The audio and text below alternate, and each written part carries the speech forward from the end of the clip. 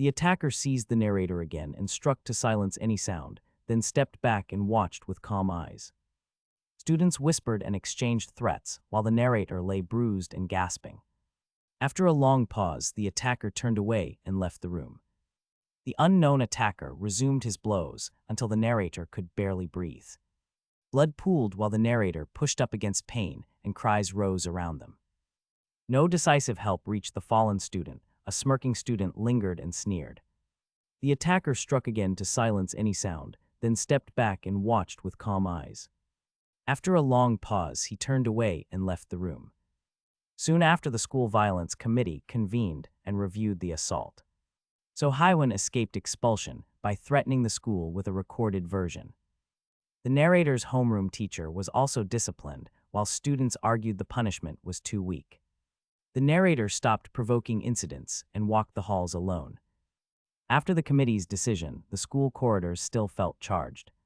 A figure stepped forward and pointed while shouting at the narrator.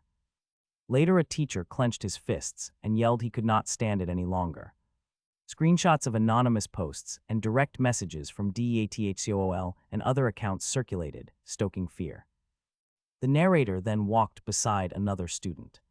The companion spoke in a low voice and smiled, then shifted to a sharper smirk. The narrator's face tightened. They continued down the hall together, with the silence taut and uneasy. After the committee's decision, the hallways still felt charged. Anonymous posts and direct messages from DEATHCOOL appeared on several phones, and screenshots spread through group chats across campus. The narrator recoiled at a blunt threat and retreated to a dorm room to check messages and links. A classmate produced saved screenshots and shifted from a small smile into a sharper smirk. Others opened the school's reporting pages, typed incident descriptions, and attached screenshots. Fingers tapped the report controls and confirmed submission. A taut silence followed while students waited for teachers and administrators to respond. After the committee's decision, the hallways still felt charged with quiet tension. Phones lit with incoming green messages, and students saved screenshots to their phones. The narrator recoiled at a blunt text and opened links in the dorm room. A teacher checked his phone beside other students and registered mounting alarm. A smirking classmate produced screenshots, then shifted into a sharper expression. Fingers tapped report forms and confirmations, sent incident details to administrators. A taut silence followed while everyone waited for school staff to respond. The anonymous account DEATHCOOL hovered in conversations and intensified the room's dread. The committee's ruling left the corridors taut and students watching their phones closely. A sudden blow landed in the crowd and a student collapsed to the floor. A smirking classmate flashed a grin, then folded into a sharper mocking stare. A hooded student stepped forward and spoke a single accusing line to silence. Someone held up a phone and showed a posted image with an accusing caption. Fingers pointed and the crowd's murmur shifted into sharp accusations aimed at one face. The anonymous account DEATHCOOL hovered in conversation and deepened the room's shared dread.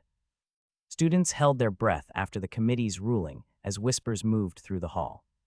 A sudden strike had sent one student to the floor and tightened every gaze. A hooded figure stepped forward and called out to draw attention. Someone lifted a phone and showed a posted portrait of the narrator with an accusing caption. The DEATHCOOL logo flashed on screen and the room's shared dread deepened. The sequence cut to the school's dark facade under night lights. Two students met in the courtyard and traded short accusations while others watched in silence. Students held their breath after the committee ruled, and whispers moved through the hall. A sudden strike had already sent one student to the floor and tightened every gaze. A hooded figure stepped forward and called out while someone showed a phone bearing the DEATHCOOL logo. Dread spread under the school's night facade as two students argued in the courtyard. Back in the hall, a bespectacled student stammered, then laughed and mocked. A blade flashed and struck him. Blood sprayed as he fell. The attacker stood over the body. The narrator watched, eyes reddening, feeling something inside harden. After the strike, the bespectacled, smirking student staggered and collapsed with blood spattering his shirt. An unknown attacker stood above him while the hall fell into tight silence. A hand raised a wooden token, then a phone flashed the DEATHCOL logo and chat alerts. The phone displayed message threads accusing students and demanding responses. The narrator watched the screen, disbelief curdling into cold determination. Outside, a crane loomed over the courtyard, and muffled voices argued nearby. Words on the screen named targets and traced guilt. The narrator read each bubble. The smirking student reeled backward as blood darkened his shirt and he fell. The unknown attacker stood over him while the hallway dropped into stunned silence. A hand raised a wooden token, and a phone flashed the DEATHCOL logo with alerts. Message bubbles accused classmates and demanded answers in blunt lines. The narrator read each bubble and felt disbelief harden into resolve. Outside, a crane loomed above the courtyard while muffled voices argued nearby. Names on the screen traced blame and listed targets. Phones kept chiming as students stared and waited for the next move. The smirking student staggered back as blood spread across his shirt and he collapsed. The unknown attacker stood over him while the hallway dropped into stunned silence. Phones lit with the DEATHCOL logo and urgent alerts throughout the hallway. Message bubbles accused classmates and demanded answers in blunt lines. Narrator read each bubble and felt disbelief harden into resolve. He refreshed feeds and found several posts removed or labeled unavailable. Notifications kept chiming through the night as the city slept. By morning, he walked into school steady and watchful, ready for confrontation. After the hallway violence, the narrator entered school steady and watchful as phones still glowed. A teacher warned against distractions, but screens kept showing the DEATHCOL logo and urgent messages. One student read a blunt post and began to type a reply with trembling hands. The narrator watched each motion and felt resolve tighten inside him. Eyes shifted and silence grew heavier until a student rose and shouted, breaking the quiet. Phones chimed again as classmates leaned in and division tightened into sharp lines. The narrator rose steady and ready for the confrontation to come. Phones continued to glow as classmates leaned forward and watched every incoming notification. One student read a blunt post aloud, then began to type with trembling hands. A smirking classmate lifted a phone and revealed a bright green alert from DEATHCOL. The message declared that someone would be removed from this world, and fate shifted. Whispers spread and students split between cruel delight and stunned fear in the room. The narrator watched faces, held his resolve, and readied himself for what came next. Phones glowed as classmates watched incoming notifications and leaned toward their screens. A student read a blunt post aloud and then began typing with shaking hands. The smirking student lifted his phone and showed a bright green alert from DEATHCOL. Whispers moved across the room, and students split between cruel delight and stunned fear. The narrator watched faces and tightened his resolve. Then an unknown attacker struck the narrator across the face. The narrator staggered and clutched his cheek as a low chorus of taunts rose. The smirking student filmed and mocked while classmates drifted away. Phones glowed as classmates leaned toward their screens and watched incoming notifications. A student read a blunt post aloud and then began typing with shaking hands. The smirking student held up his phone to show a bright green alert from DEATHCOL. Whispers moved across the room, and students split between cruel delight and stunned fear. The narrator watched faces and tightened his resolve to stay standing. An unknown attacker then struck the narrator across the face, and the narrator staggered, clutching his cheek. The smirking student filmed and mocked while classmates drifted away, and a low chorus of taunts rose. The unknown attacker stalked forward and called the narrator a worthless piece of shit. His voice was raw, and he pressed insults into every step he took. The narrator trembled and clutched his hands, struggling to steady his breath. Fear tightened his chest, and his gaze fixed on the man's face. The attacker reached into his coat, produced a blade, and raised it high. The smirking student held a phone and filmed, smiling at the unfolding violence. The attacker lunged, the narrator braced but could not stop the first strike. The unknown attacker closed the distance and hurled fresh insults while the narrator trembled and tried to steady his breath. The attacker produced the blade and struck again. The narrator braced, but the second blow landed. Blood flowed across his shirt as he screamed and stumbled backward. A smirking student held up a phone and filmed with a smile while other classmates remained frozen in place. The onlooker lingered at the edge of the scene and watched silently. The violence continued until the narrator collapsed onto the floor, the room charged with stunned silence. The attacker closed and struck again, while the narrator fought to steady his breathing and posture. The blade cut and blood spread across the narrator's shirt as he screamed and stumbled backward. A smirking student raised a phone and filmed with a smile, while other classmates remained frozen in place. A single scream pierced the stunned hush as an unknown observer lingered at the room's edge watching.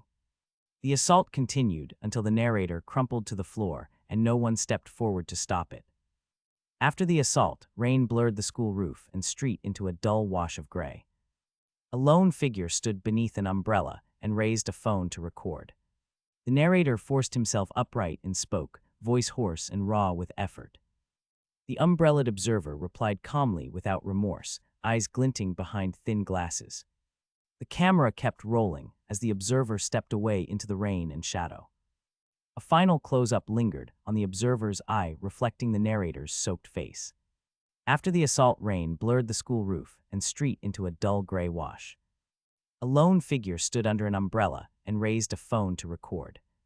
The narrator forced himself upright, voice hoarse and body trembling from the blow. The umbrellaed observer replied calmly without remorse, eyes glinting behind thin glasses. The camera kept rolling as the observer stepped away into rain and shadow. A faint smile crossed the observer's face before they turned and walked off. A final close-up lingered on the observer's eye, reflecting the narrator's soaked face. Rain continued to blur the scene as the observer closed distance and reached for the narrator. They slipped a narrow band around the narrator's damp wrist, while the narrator remained rooted and silent. The observer smiled without regret and spoke a single clipped word. A brief glint of metal flashed near their hands and then receded. The narrator touched the band and stared, confusion and hurt visible across his face. The observer held the phone steady and did not explain. After a long beat, they watched the narrator before turning away into the rain. Rain blurred the courtyard as the observer closed in. They slipped a narrow band around the narrator's damp wrist. The narrator remained rooted and silent as the observer smiled without regret. A brief glint of metal flashed near their hands, then receded. The narrator touched the band and stared in confusion and hurt. The observer held the phone forward and showed a DATHCOOL post with a video thumbnail and an upload time. The time read 11:42. The observer offered no explanation and watched as the narrator's panic broke into a scream. Rain blurred the courtyard as the unknown observer closed in. They slipped a narrow band around the narrator's damp wrist, and the narrator stayed rooted and silent. A brief glint of metal flashed near their hands, then receded.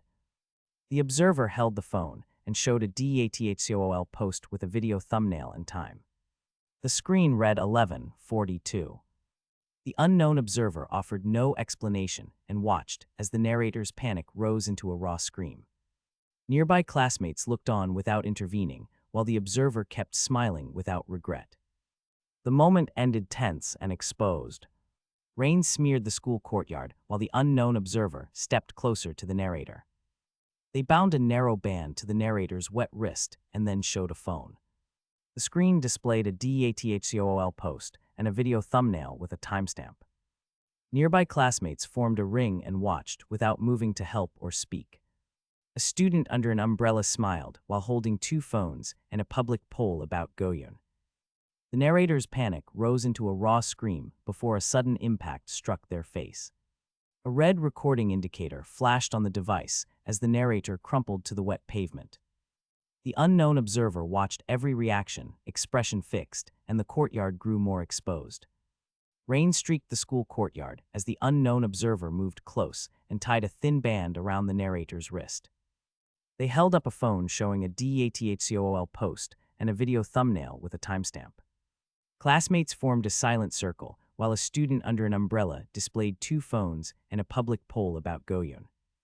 Panic erupted into a raw scream until an unknown attacker slammed into the narrator's face. The device showed a red recording light as the narrator hit the wet pavement. The attacker watched every reaction while the onlookers remained motionless.